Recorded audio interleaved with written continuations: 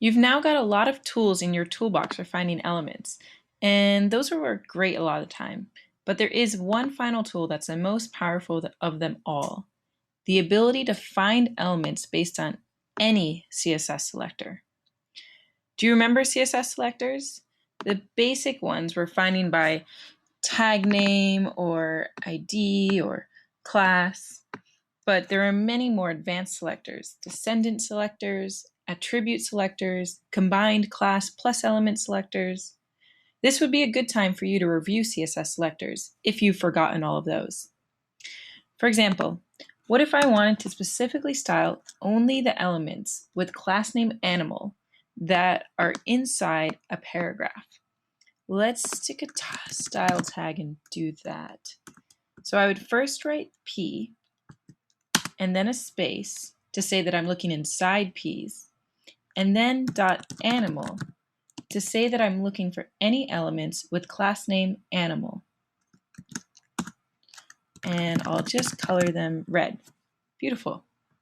Now, I could use the same CSS selector to find those elements in JavaScript using the document.querySelectorAll method.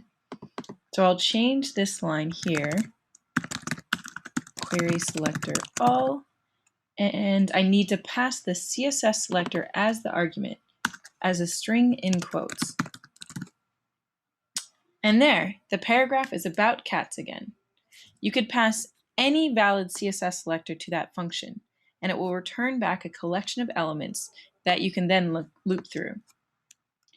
Do you remember last time how we said that getElementsByTagName returns an HTML collection that looks a lot like an array? Well, this method returns a node list, which is also a lot like an array, and that we can use the brackets on it, we can check the length, all of that. And you probably won't run into the differences between a node list and an HTML collection when you're using these methods, but you are welcome to look them up if you'd like to learn more about them. Okay, now there's also a method that will look up CSS selectors and return only one element if you know your CSS selector is only selecting one thing. In practice, it's not really as useful because you usually have an ID that you can use in that case, but I'll show it to you just in case. So here, instead of getElementById, I could actually say document.querySelector, and then for the actual query, to make it be an ID, I just add that hash. Ta-da. So as you see, this is really similar to querySelectorAll, except we're only selecting one, so it's just querySelector, and we just pass in some CSS selector that we expect to get back one element. So when should you use each of these tools in your toolbox? The first ones that I showed you tend to perform better, so I suggest using those when you can.